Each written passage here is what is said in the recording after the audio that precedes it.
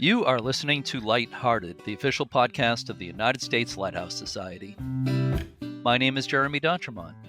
Welcome. Today is August 25th, 2024, and this is episode 292 of Lighthearted.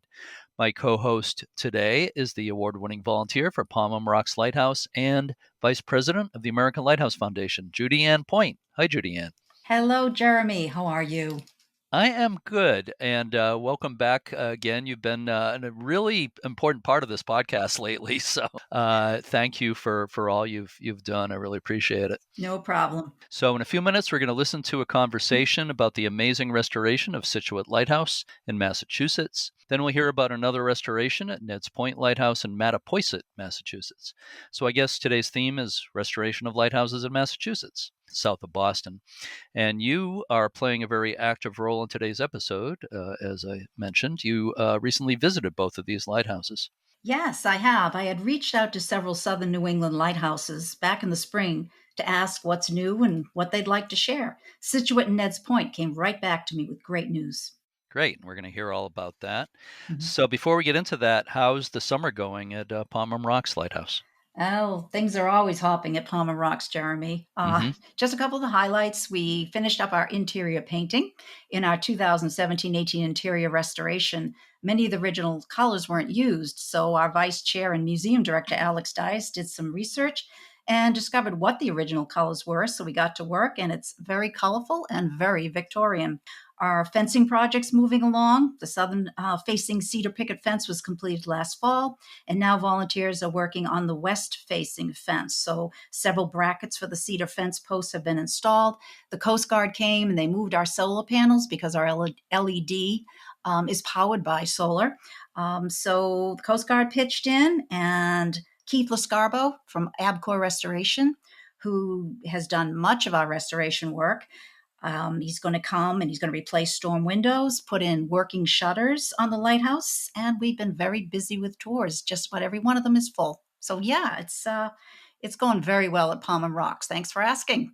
That is fantastic. And I know Keith Lascarbo. I know he's done a bunch of amazing restorations of lighthouses in Rhode Island. So you got a good guy there doing that work.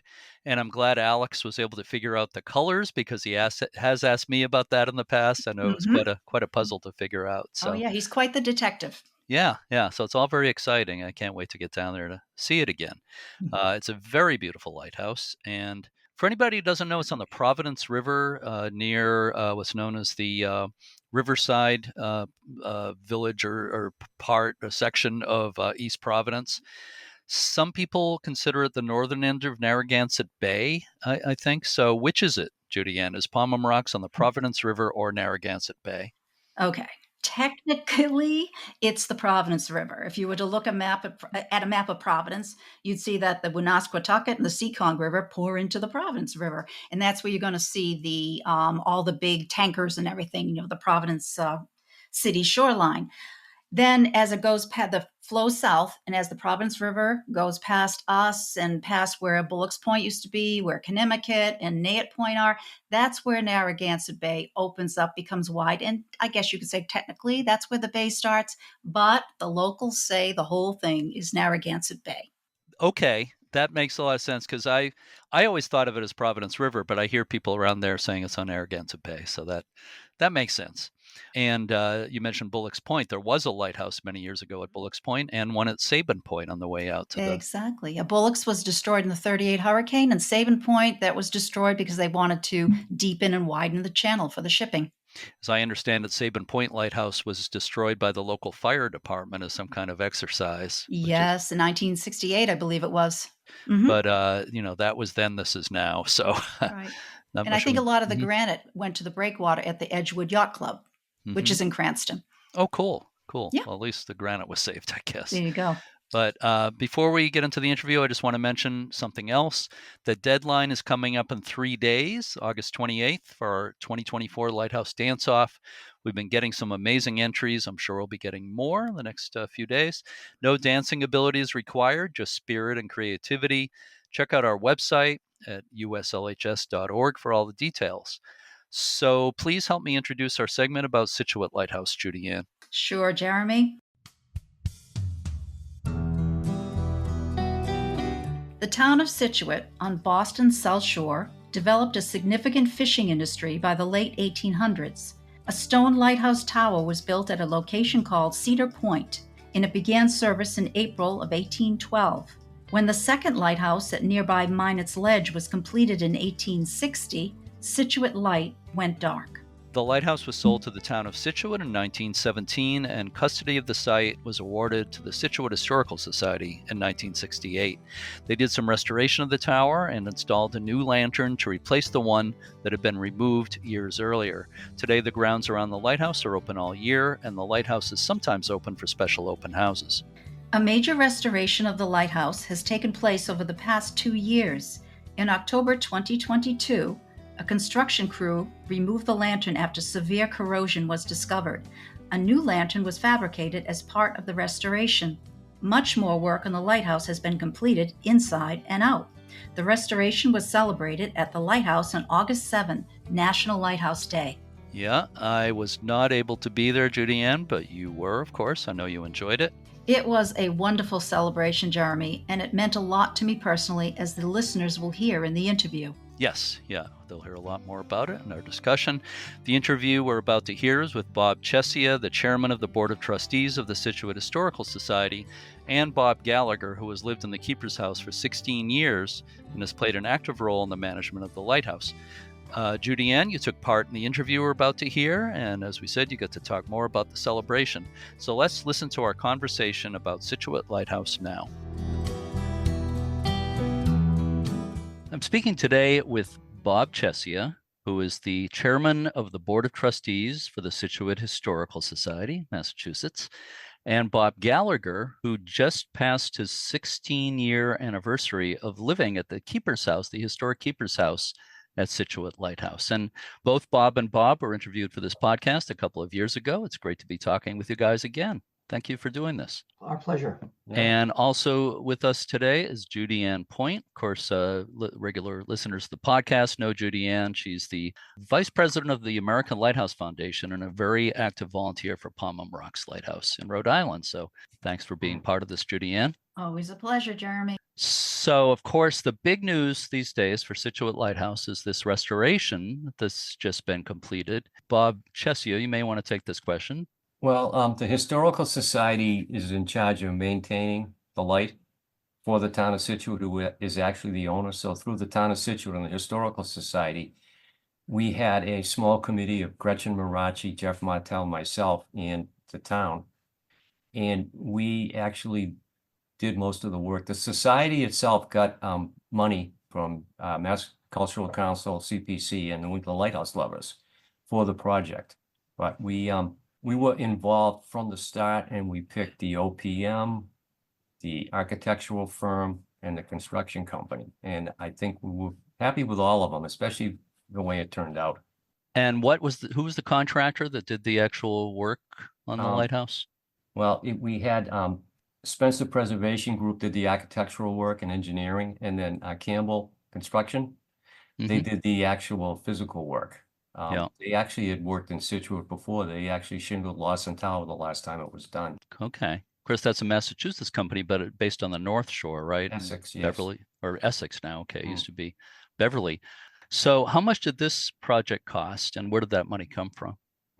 Well, we're not through paying yet. Okay. But we went to Gretchen Marachi, Jeff Martell, and myself went to Scituate Community Preservation Committee, and we requested, I believe the first time, $800,000. It went around the table and they said, do you have a bid? And we said, not really. This is what we had someone look, this is what we think it would cost.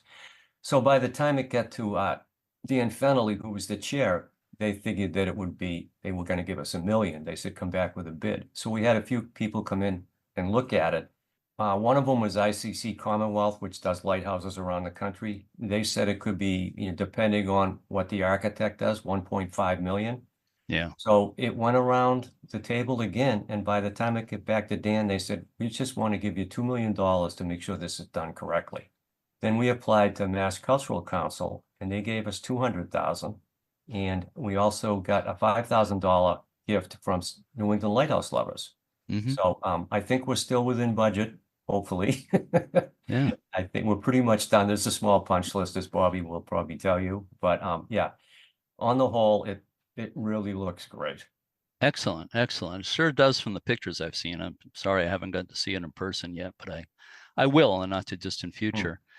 How long did that project take? Well, the construction part probably took around 22 months, but we started earlier than that. We had a hurricane that was going to hit, we thought maybe Scituate, Hurricane Henri. Bobby and I went up in the lantern room with 2x6s and shored this thing up so it wouldn't blow. We were afraid it was going to blow over because the wrought iron supports that go into the concrete when we pulled the baseboard off, they were gone. It was all that held it together was basically the windows and the copper. Wow. So we shored it up. The hurricane missed that, but we got actually emergency permission to take the lantern room off, which we did. I'll go back a little farther than Bob on this one. Yeah. It was roughly 8 years ago where I recognized that the tower was leaking more than I thought it should be.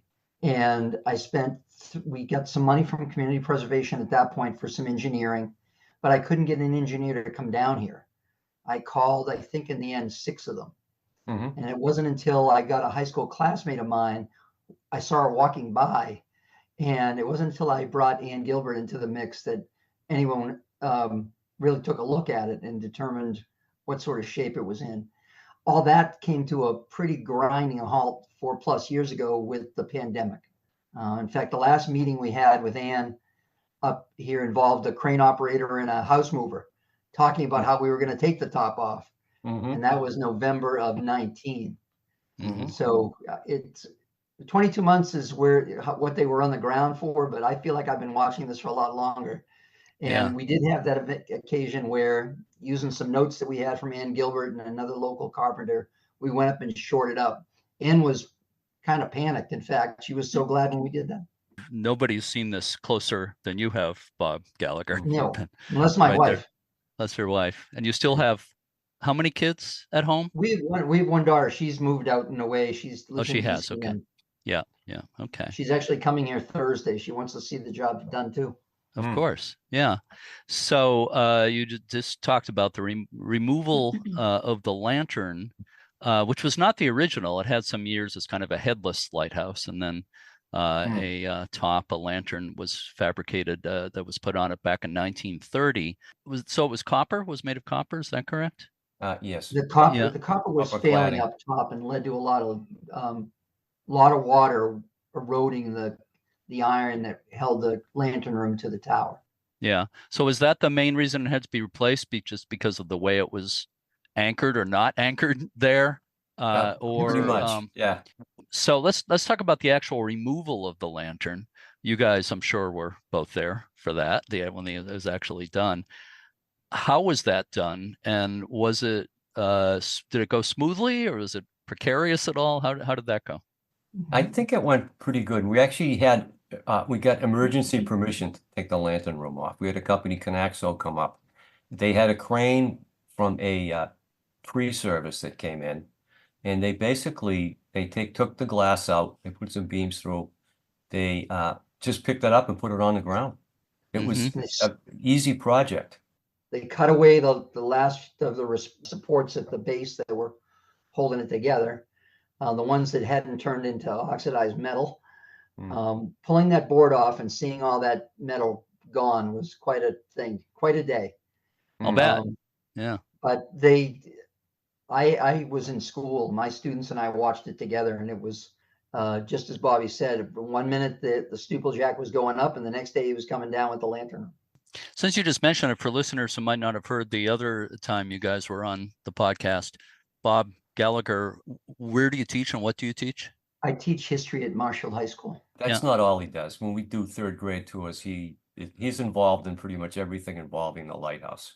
So he's kind of like the official, unofficial education director for the lighthouse as well. Sounds like. Once upon a time, I had that title. I don't have any titles anymore. But okay. I Jack of all trades. Good things about Bobby, trust me. I was once the vice president for education for the society. I don't think that job exists anymore. No. Bob, are you the only one that does tours when you have them, or do you have docents also that will give tours? We have some folks that grew, my sister, when my daughter was here, she and her friends were very, very good at it. my sister's become pretty adept, and there's a neighbor down the road who really likes to come down and especially be in the tower. There's a handful of other people. My wife is good at it, but doesn't think she is. So she kicks in just fine, but she's always a little tentative. So where's that old lantern now? It went to Essex. We had a company come in and they found asbestos in the glazing, and then when they looked at the copper, they found it was contaminated with PCB. So basically, it was trash. It went to Essex as basically a model when they built the new lantern room. So I went a year ago to see it there. Just about a year ago, we went up and had ourselves some fried clams and visited the old room. And had a picture. I took a picture in the old one and in the new one. Yeah. For listeners who don't know, I believe Essex is one of the places, and maybe Woodman's specifically claims to be the inventor of the fried clam. I think there's at least 2 or 3 places that claim that, but where we went. Yeah. I think there's a place in Ipswich that claims it as well, but we'll go with Woodman's. Yeah. So it's not like it can be a museum piece at this point because of the hazardous materials in it, right? People really wanted it to be, but it was not in the cards. Yeah. So is the new lantern a replica of that one pretty much? Is it really close? It is, yeah. And what is it made of, the new one? Mahogany, galvanized steel, copper, cladding, and of course the windows. Mahogany on the inside, obviously. Yes. Sounds nice inside and out. And they put a copper floor in too, which is spectacular. Wow. We had a copper guy come down, Bob DiTullio. The lantern room, when they brought it back from Essex, unclad. He put the copper on site, and he was the most popular guy in Scituate. Scituate Light gets a ton of foot traffic, in-car traffic. People are there all the time. Bobby can tell you that. They are now. And they would stop, talk to Bobby. Anyone that had a dog, the dog got a doggy treat. It was really kind of what we hoped would happen, that it would be clad there so people could see it, and it was awesome. Yeah. That's he was great. by far the best subcontractor that worked on the project. He wasn't even a contest. He was spectacular. Yeah, he was just really good. Scituate Lighthouse has not for a very long time been an actual official federal aid to navigation, but it has had a light for quite a while now. It's not considered a private aid to navigation either, right? It is considered a private aid? It is, okay. I wasn't quite sure of that. So has the optic been replaced along with everything else lately? Let's call that a work in progress. Okay. Yeah. Okay. Yeah. So you're going to get an LED light there? Yeah. Yes. And it's just like I said, let's go with work in progress and leave it at that. We have the old fixture that has been served for the last 30 years still in place, and it's doing what it needs to do, but there is a possibility of another light, which would be LED. And well, I understand those things get a little complicated, can't be done instantly. Yeah. So the way I've been putting it the last week is that what we have now is a bicycle, and what's available to us to replace it is the space shuttle. There's a gap in technology here. Yeah. So maybe we're just going to ride a bike for a while. Yeah. Well, it's interesting. Like I'm in Portsmouth, New Hampshire here, and we have Portsmouth Harbor Lighthouse near here, and it still has its old 4th order Fresnel lens from the 1800s, but there's now an LED inside the old Fresnel lenses. So in some cases, you get a combination of the old and new technology, which is kind of cool, I think. Another major component of this restoration was the rebuilding of the inner walls. That's how it was described in the diagram that I saw. So what exactly did that entail? They removed a lot of the brick that was really decayed to the point where it was porous, and it just had to go. So I think in the end, we kept one layer of outside brick that was newer, and they replaced everything inside. Down about 4 feet, and then they repointed all the granite. And one of the last steps that was delayed by the weather was that they inserted a lot of grout. Gallons upon gallons of grout were injected into every nook and cranny. And they worked their way up from the bottom. They could do about 18 inches at a time. And they'd let it set, and then they'd add in. And then the final pieces were make sure that layer between bricks was filled up too. Just to be clear, the original lighthouse was built in 1811. I think it actually began service in early 1812. And the lower part is granite, as you said, and the upper part is brick, right? That was added later. 1827. 1827. Okay. Do you think this work that was just completed is the biggest restoration that's ever been done of that lighthouse? I'm going to say no, because in Okay. 1827 they raised it up so significantly, and they put in a second light at that point. It Yeah. was a red light below and a white light above. Hmm. So I don't think this project is. I don't think it's been as significant as that. That was a big change. Well, since 1827, this is probably the biggest. Definitely, very. That's it. You're right that Yeah. way. So just about 200 years. We So can go with most expensive for sure. yeah, I don't think Yeah. they spent $2 million in No. 1827 doing No, that. it was, yeah, a lot 200 less. maybe. Yeah. Maybe. So 2000 would have been super expensive then. Mm. So you've touched on a few aspects of the restoration. Anything else we haven't touched on that you would consider a really major part of this whole thing? I know there were a lot of sub projects that were part of this. Yeah, there was quite a few. We had meetings usually every Tuesday in the winter, freezing, what rain, whatever, and just to keep everyone on track. And we hoped it would have been done earlier, but with the grouting process, the weather played a key role. At one point, we had wrapped the staging in plastic and put a heater in there, but we had a storm come and just ripped it apart. So we had to wait till spring. And then they came in and they power washed all the cavities because all they did is throw rubble in there. So Hmm. there would be loose bricks, whatever was around. So they power washed, and as Bobby said, they grouted stage by stage. And I think it's made it a lot more watertight. We still have a ventilation system, the dehumidifying system to go in, but they did a good job. And I think Bobby's probably happy too that we may not have to do anything in our lifetimes. Yes. Yeah. No, the windows are significantly better. Mhm. Certainly they're thicker. When you're up top, it just sounds differently. I guess it's much quieter, and it's much hotter than before because those windows are so much better. And I think the copper floor has kind of created a glow at night that it didn't have before. Some window work was done. They added some lighting in so you can make your way up there safely. The Hmm. dehumidifier was delivered Friday, and we hauled that in out of the rain, waiting on somebody to come down and get that in place. But it's definitely far less green right now than Yeah. it would normally be after the humidity we've had in the last couple of weeks. It's just there's a different sound to it. It's certainly more solid. You just made me think of something. You're saying how you probably won't have to do any more major work in our lifetimes, but there's things happening with the lighthouse. Some lighthouses have been damaged and or endangered by rising sea levels and these storms we've been having and everything. In fact, just a couple of days ago, the dock at Thomas Point Shoal Light in Chesapeake Bay was swept away, and Hurricane Debbie, Portsmouth Harbor Light near me, was badly damaged in a storm. But Scituate Light is kind of on highish ground. Do you feel have you felt the effects of that at all? Like Bob Gallagher being there, have you had storms that have been worse than what you had seen? Something's different. I don't know what to attribute it to, but something is very different. There's an entire berm next to the south jetty that just wasn't there when I got here. There's all sorts of material just thrown up over the wall. In Hmm. 2013, the town did make an investment and put a higher wall, a much more heavy wall, in front of Scituate Light. The revetment has just made an unbelievable difference. I don't know that we could live here without it.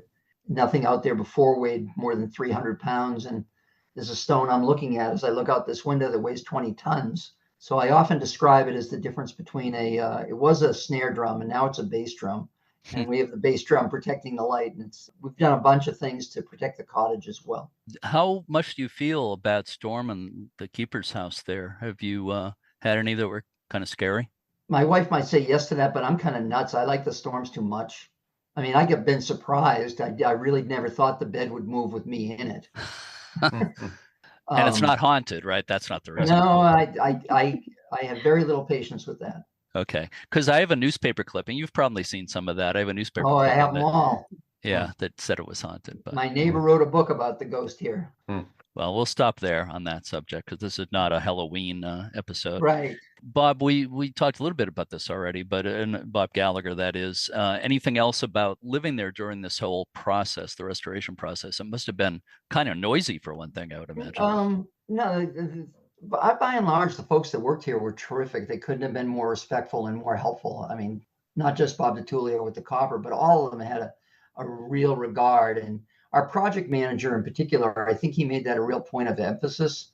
His name was Rick Pomeroy, and he had a young man working for him that was a former student of mine, Anthony. I think between the two of them, they passed the word that don't trouble Mrs. Gallagher. Make sure she's happy today. So we were really grateful about that. But probably the biggest thing that came out of all the work was, I mean, I knew of the enthusiasm for the place, but the number of people and the number of questions and the passion people had for it, and the way it came out every day, like what's next, what's next, what's next. That was something to see. And I tried to highlight that a little bit here the other night as we got into our ceremony on Wednesday night. Mm-hmm. People were just terrific. Yeah. So you're talking about the local people live in the neighborhoods around there were folks coming and asking what's right. The folks that paid for it by and large. Yeah. I was talking to Bob Chessia earlier, and I know one of your neighbors is Mike Wonkum, TV weatherman in Boston. Yeah. I chatted with him one of the times I was there. So he was probably keeping an eye on it as well. I don't know if his station came down. I know we were on a couple of news stations. Channel 25 was there on the Herald. And the Globe, and the Globe covered it, didn't they? I didn't see the Globe. I didn't either. Yeah. Interesting. And they had written a nice article in the beginning of it when they came down and spoke with my wife and I. Sent a great photographer down who lives right up the street. So I kind of thought they were coming back for the closing scene. You would think so. So Bob Gallagher, you were on the podcast, I think it was closer to 3 years ago than a couple, but we talked about how you came to live there. I had a relationship with the society, especially through the Maritime and Mossy Museum. I'd done quite a number of things with the society down there. And when the call went out for a new keeper, I considered it and I thought of the impact it would have on my daughter, and I applied. There were 100 people that looked at the application. There were 26 that returned it. All of the 26 were interviewed. And I've always been hung on the idea that they liked the idea that I was a teacher, and they liked the idea that my daughter would be here with us.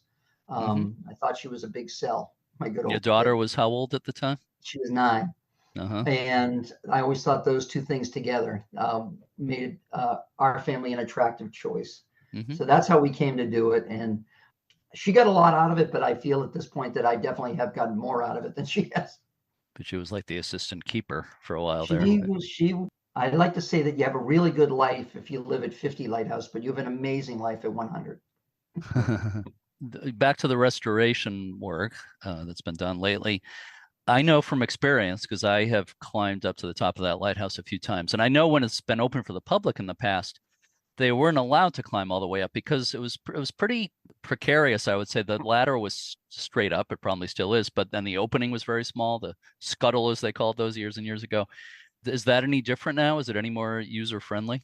No. Okay. It's the same. The same ladder and an even more narrow scuttle. Okay.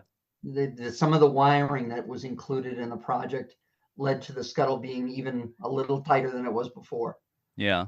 Well, I guess you wouldn't want to change that a lot. It's probably pretty close to what was there originally, right? Well, at least since 1930. Right. Okay. Yeah. So when you open I don't know whether they would have had that lower level prior to that. So when you open it for the public in the future, they're still not going to go up into the lantern room, right? No. I would discourage it. Yeah. It's not easy. It's not for everybody. That's for sure. A lot of paperwork to fill out if anybody goes on that ladder. Yeah. I know what you're saying. Let's talk about the event that just happened the other day. We're speaking on August 13th, and last week on August 7th, which is National Lighthouse Day, you had a celebration of the restoration. I wish I could have been there. I wasn't there, but Judianne, you were there, and we'll talk about that. You can tell your experience in a moment. But you guys, Bob and Bob, could you talk about, first of all, how many people attended the event, and what was it like being there for that? I've heard estimates of 500. We had buses that ran from the high school, and they just kept dropping people off. I got there early, and I said, geez, there's hardly anyone here, but I was there real early. Then it really filled up, and very enthusiastic, very well behaved, and they were there to see the light go on. Our speakers were great. They kept everything brief, which is tough sometimes for a politician, but they did, and they were spot on with what they said. Everyone did a great job. That is great. I would be curious if Judianne how big the crowd, she thought the crowd might have been. I did a guesstimate, just looking around, and my guesstimate actually was 500, just trying to like groups of 20, Yeah. I would say at least 500 people were there. And my husband and I, we got there super early too, but we stood in the back. So I wanted to just, get a sense of the whole community. And there were so many people there. Yeah. The estimate I got was from the actual police department, which, by the way, did a fantastic job. Yes. I asked Jean, is it DeJacomandria? Jeannie D, you can say. Jeannie D, okay. I was hoping I wouldn't mess up her pronunciation. She did a fantastic job as the events manager. And since we got there early, we had our late lunch at the Mill Wharf, which I love. And then Gary and I went and we were talking to Jean quite a bit. And she did a wonderful job. She really did. Yeah. Your picture taken with the cake? Oh, yes, absolutely. Yeah. That cake. That cake. What a cake. Mean, I grew up in Braintree, so I know all about Montilios, but they outdid themselves. I was amazed at the detail.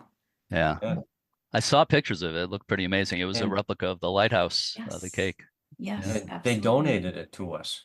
Wow. Which was really cool. Yeah. I was wondering, okay, how much did that cost? But what a wonderful donation. Zero. Jean was telling me that the driver was so nervous. He said, I didn't go over any bumps. I went really slowly. It was, he came into the driveway and we redirected him, and my wife went over and helped Jean at that point. She said Carlos was the nicest guy we met in the whole day. But it was and this goes to my earlier answer, that beautification knew about this event. They came down and added plants and put countless hours into making it as pristine as they could be. The Department of Public Works was pulled in, and they went all out in a way that they've never had here before. They might have wanted to, but they did this time, and man, did they contribute. And they were back the next day for the cleanup. I mean, everybody really, really worked at it. Yeah. They want to make sure it was safe for our neighbors. We had no idea how many people would have come. Had it been 2,500, it would have been a problem, I think. The numbers we had were really, really good. Yeah. The one thing I really noticed there too was just the sense of community and pride from all the onlookers. They wanted to be there, and like you said, they were very respectful. They listened to the speeches, and like you said, they were short and sweet, and that's the way to do it. I mean, you had everything there. You had the Scituate Fire Department, and coming from a family of firefighters, I just love the ladder truck, and they had that ladder way up, and he had this huge flag hanging down, and that was just so impressive. You mentioned the shuttle service. We got there so early, but we could see all the buses coming back and forth, back and forth. Even a high school brass quintet.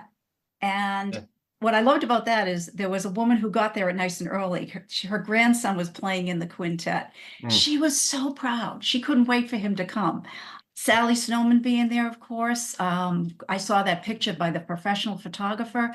My husband took a cool shot of her. You could see her sitting on the seawall, looking down at the Hingham Militia. Hingham Militia, yes. And all I could do was I was looking at her and looking at the militia, just picturing like maybe Abigail and Rebecca Bates, checking out the soldiers, It just had such a nice touch. But one more thing I want to mention that really meant the most to me.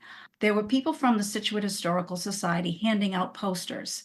And these were posters, I think advertising the event. And then Jean mentioned it, but someone had announced that there was a larger poster there that there it is. Yeah. Let's see, I can't get it in focus. Yeah, I got a Well, of copy course, for you, this is an Jeremy. audio podcast, but is that that online? show you Is what that it looked online like, somewhere? Yeah. They were very popular. Yes. Is that online somewhere where people can see it, maybe? Probably, yeah. Yeah. I actually. We had Jill West's granddaughters dressed up as Abigail and Rebecca Bates, and they passed out the posters. Yes. I was just going to ask that if you had somebody portraying Rebecca and Abigail Bates. They were adorable. The point you were making is that the folks were signing it.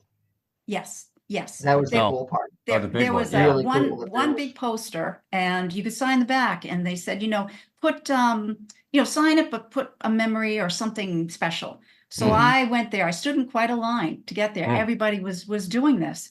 And the reason I went there is, as I said, I grew up in Braintree, but I used to spend part of my summers in Scituate at my cousin's house. My aunt and uncle, Jean and Tommy Brown, and my 5 cousins. And in 2000, my aunt was very, very ill, and my mother and I took her out to lunch in Scituate. And on the way back to her house, she asked if we could please stop at the lighthouse so she could sit there because that place was so special to her and my Uncle Tommy. So it had that, I mean, I get a little teary-eyed 24 years later thinking about it. But I got the sense that everybody in that crowd had a story and everybody just loved being there. And you guys, you outdid yourselves. It was a wonderful, wonderful celebration. I'm so glad I was there. Yeah. Thank you. Yeah, it was a lot of work, but it was well worth it, trust me. Yeah. But I'm glad it's over. Yeah, I'll bet. A few things going through my head as you're talking, Judianne. First of all, I think most of our listeners will know when you were talking about Sally Snowman that she was the keeper of Boston Light for 20 years. She retired at the end of last year as really the last lighthouse keeper in the country still employed by the federal government. She was kind of the end of an era. So yeah, I saw that picture of Sally in her like 19th century garb sitting by the lighthouse there. That was a great photo.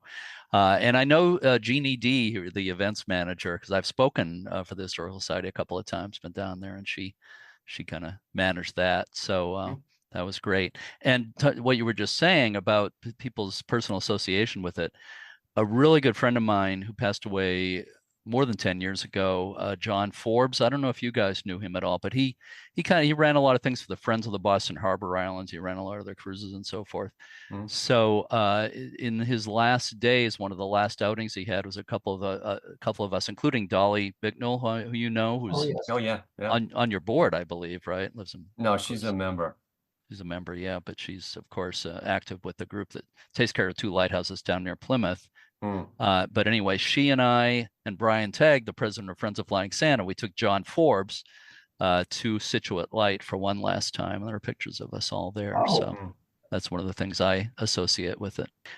Anything else you want to add, Judianne? You've described a lot about the event. Just that sense of community in Scituate is just so strong. It's just such a beautiful, beautiful community. And I know the lighthouse isn't the only piece of property that you have custody and administration of. No, not even close. So yeah, so it was like 13 of them, I think. 13 of them, yeah. 7 the town owns, 6 we do. I'm ready. I want to go back and I want to visit every single one of them, because it just, I have memories, and I remember seeing the tower as a kid, never been in it, the Lawson Tower, that is. So yeah, I'm so anxious to go back. So thank you for all that you do.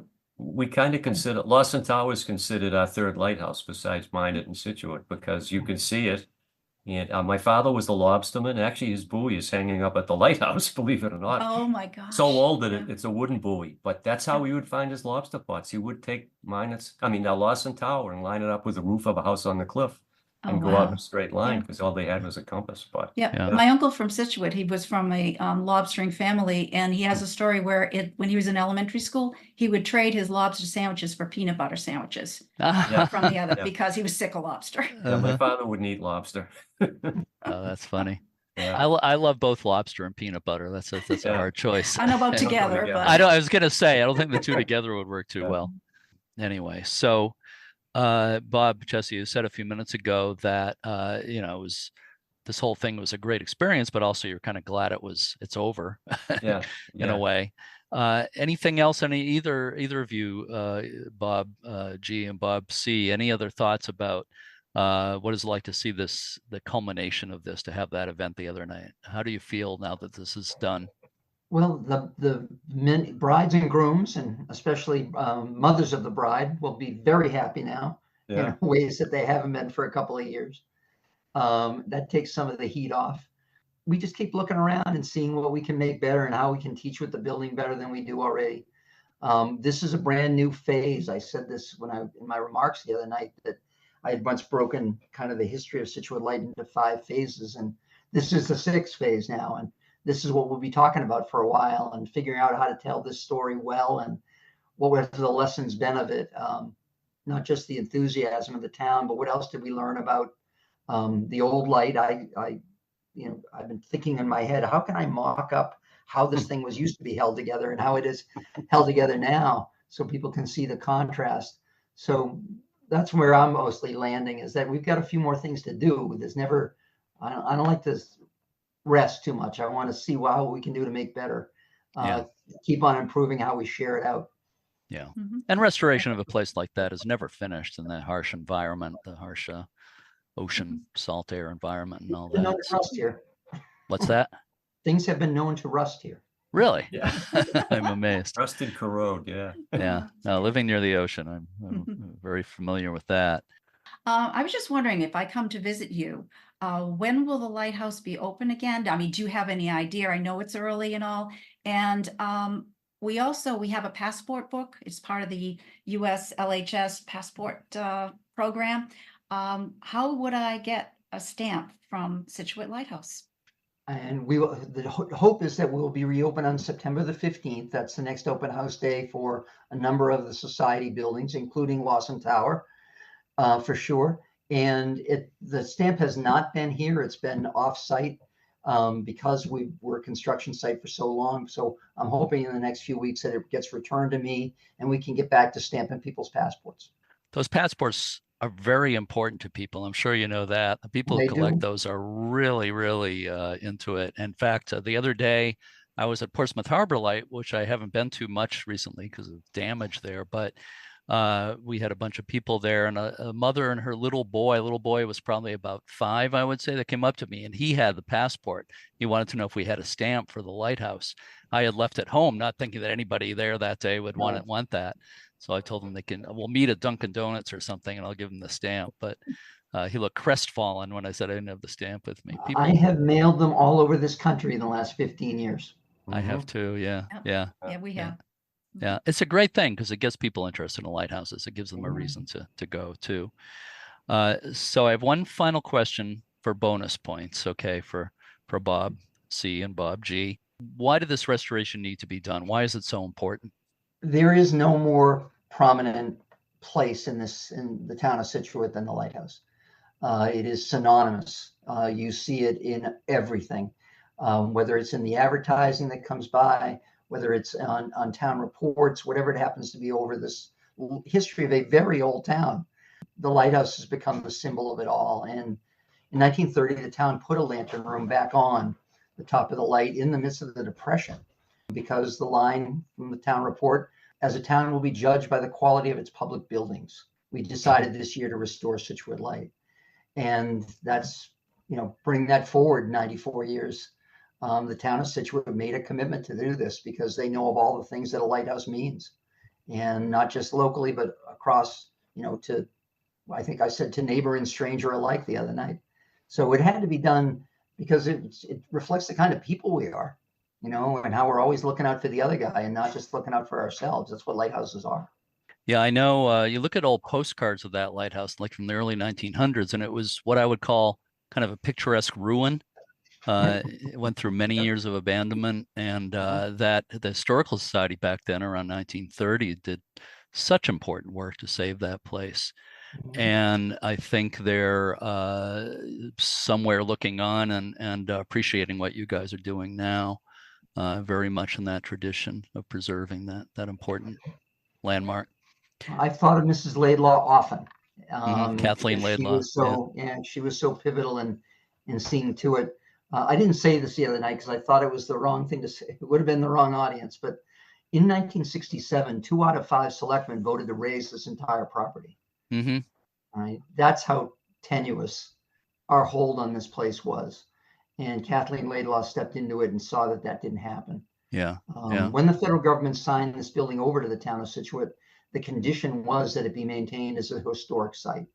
Yeah. And had the town abandoned it, who knows what would be here now. It'd be a federal property again. Reminds me so much of a local project here it's just over the line on the Maine coast in Kittery, Maine, the Rhode Island life-saving station that was a ruin. Everybody thought it was going to fall apart every winter. We're almost taking bets as to when it was going to fall apart. The town of Kittery owns it and wanted to tear it down, but a nonprofit formed has put more than $5 million into it. And it's just opening, like almost as we speak, as a museum to the public. And upstairs room for overnight stays. It's miraculous. So these places are so worth saving. I said every single day, the number of people that come here and the joy they take of the place, I can't imagine what it would be without it. Mm-hmm. Bob Chessia, you have anything to add? No, I just want to say that like Bobby said, the amount of people at the traffic at the lighthouse is amazing. I mean, we had, maybe 500 people there, but we had people in boats. There was viewing parties on First Cliff. People waited till it came out on Scituate Community Television to look at it. They couldn't get here. Yeah. So the audience is a lot larger than just what was there. And the enthusiasm, as Bobby says, is just amazing. I've been there. I met someone on one of my, I was maintaining property for the town, and Hmm. met someone, and he was getting engaged at the lighthouse. And I said, well, wouldn't it be cool if you came out of the lighthouse and there was a photographer? So I got a hold of Bobby. We made it happen. It's not the first time, and it probably won't be the last, but high school pictures, engagement pictures. Yeah. And something else that's kind of cool is being older, we actually go to a lot of burials now. And you go to Scituate cemeteries and you see the gravestones with Scituate light on it, Hmm. which is pretty impressive.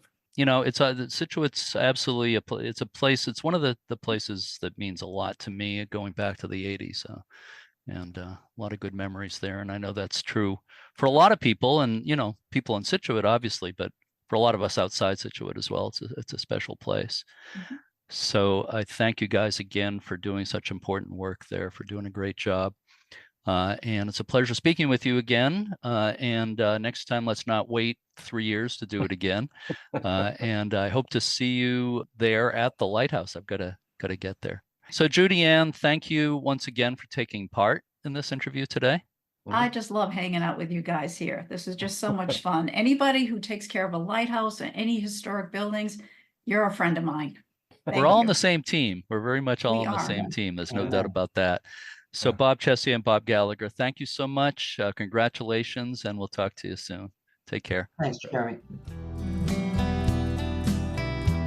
To learn more about Scituate Lighthouse, you can go to scituatehistoricalsociety.org. You can read all about the lighthouse and the other properties the Historical Society manages. One of their properties is the Maritime and Irish Mossing Museum. It's a really neat museum in a 1739 sea captain's house with exhibits on local shipbuilding, the Irish mossing industry. I don't have time to go into detail on that, but it's really quite fascinating, and lots of other things. The hours are limited, but I recommend people check it out. Now we're going to move on and talk about another historic lighthouse at Neds Point down in southeastern Massachusetts in the town of Mattapoisett. The town has some interesting history. About 400 ships were built in Mattapoisett from the 1740s to the 1870s, and they produced many of the whaling ships of that time. With the decline in whaling, the town became a popular summer vacation spot.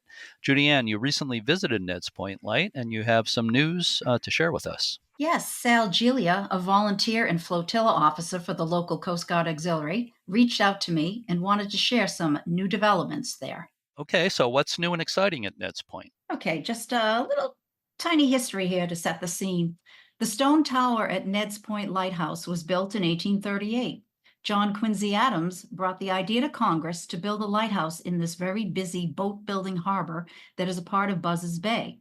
This stone tower, with granite, mortarless, cantilevered stairs, has withstood the test of time, but has inevitably shown its age.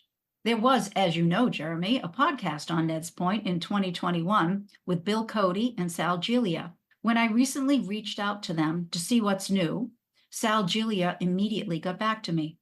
I have to say, I meet a lot of people in this business who are passionate about their lighthouses. But Sal has to rank pretty close to the top of the list for enthusiasm and excitement about reaching his goal to bring public awareness to this maritime icon. And Sal has a pretty interesting background. He is a United States Coast Guard Auxiliary Flotilla Staff Officer and a restorative consultant for many fine pieces of art. It's an occupation that often brings him to Europe, and Sicily in particular, where he was born. He started as a volunteer at Neds Point, and his background in helping to restore irreplaceable works of art goes hand in hand with saving this lighthouse. On top of that, he's part of a 6-person team, himself and 5 archaeologists. They call themselves the Monuments Team, that's tasked with preserving our monuments and antiquities, making people aware of our national and cultural heritage. I was surprised to learn that we are just about the only country without a Ministry of Culture. So preserving Neds Point Lighthouse is clearly a project near and dear to Sal. So Gary and I went to meet Sal at Neds Point recently for a tour. And while there, we also met Veronica Brockwell, who has her own local media company called V Media of Mattapoisett, and she has taken on the task to make people in the Mattapoisett area aware of the fact that the lighthouse needs their donations. Because the structure is surrounded by a public park and beach that are owned by the town of Mattapoisett, many residents mistakenly believe that their tax dollars automatically are geared towards lighthouse preservation. But that is not the case at all. The lighthouse is owned by the local Coast Guard Auxiliary, and in fact, all the tours are run exclusively by the Coast Guard Auxiliary. In order to raise funds, the nonprofit Friends of Neds Point Lighthouse was formed to help provide the means for restoration and maintenance. Veronica runs a very active Facebook group and often goes live during tours to bring the lighthouse to the community. She sees it as her role to help preserve it and educate the public, as well as attract business sponsorships. The day of the visit, we also met Eric Kowalski, who teaches at Roger Williams University in Bristol, Rhode Island, and he's redoing the Friends website. We also met Brendan Cassidy, who was writing an article for the Sipican Week, a local publication.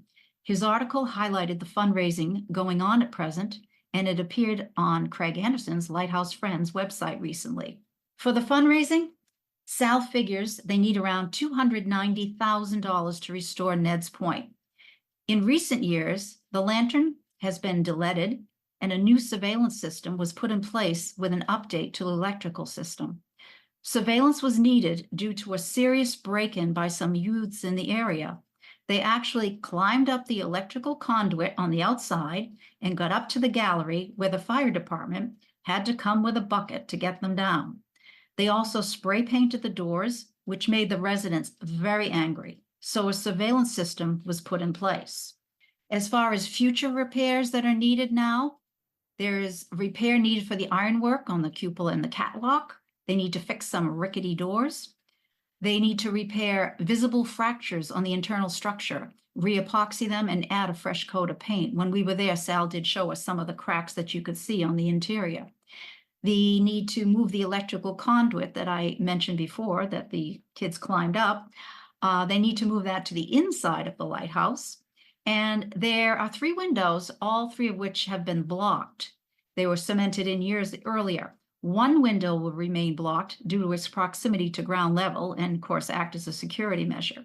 They will be replacing the antiquated VRB beacon with an LED light so it can be seen at a greater distance since it is still an active aid to navigation.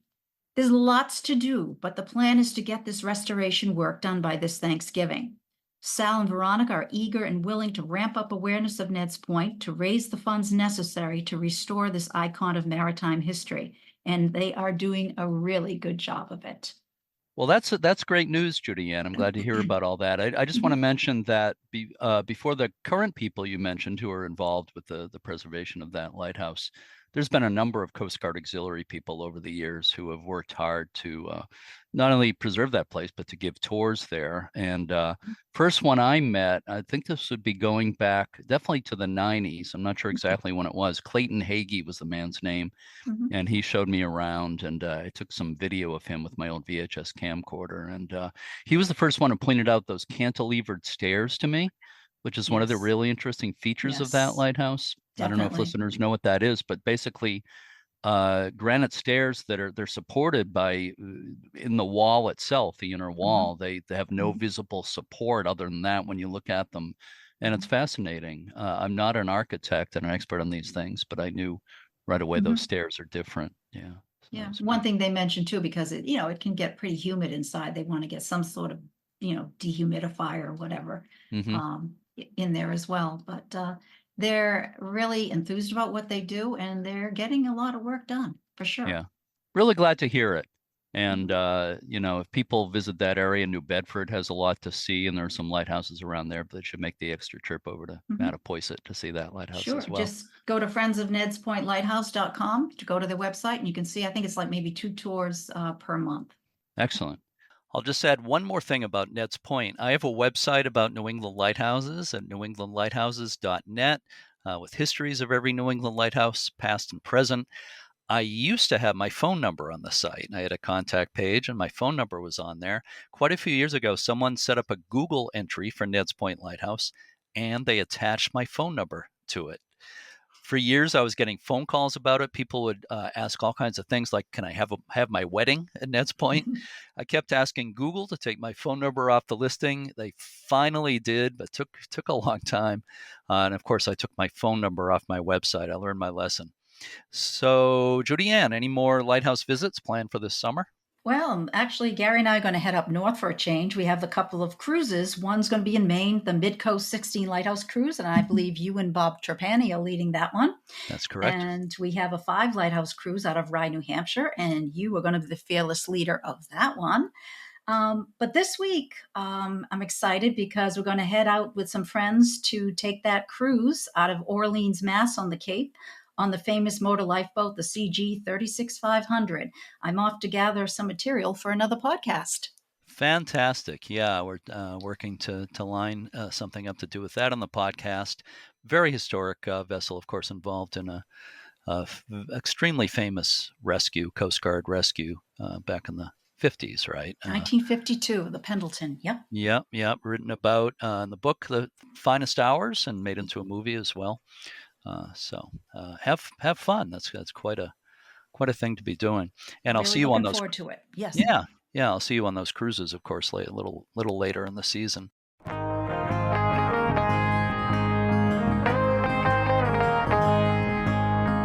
Before we sign off, I want to remind everyone that on Saturday, September 7th at 1 p.m., we will have a live virtual event celebrating the 40th anniversary of the U.S. Lighthouse Society. I'll be hosting along with Jeff Gales, Executive Director of the Society. We will have a lot of special guests, music, and surprises, and we'll look back at the episodes of this podcast over the last 5 years. Also, the audience will get to vote for the winners in our dance contest. It's free to attend, but you have to register in advance. Just go to uslhs.org and look under events. A reminder that if you're listening with Apple Podcasts, please rate and review us. You might get to hear your review read in a future episode. Also, as we said earlier in the Scituate interview, everyone out there involved in any way with preserving historic lighthouses, we thank you for all you do. We're all on the same team. I could not agree more. On next week's episode, we'll be discussing Cedar Island Lighthouse on Long Island, New York. I think I said that last week, that Cedar Island would be the subject of today's episode. I had to kind of juggle things a little bit, so that'll be next week. Thank you so much again for being a big part of this episode, Judianne. Always a pleasure, Jeremy. With that, to all our regular listeners and our new ones, thanks so much for listening, and keep a good light.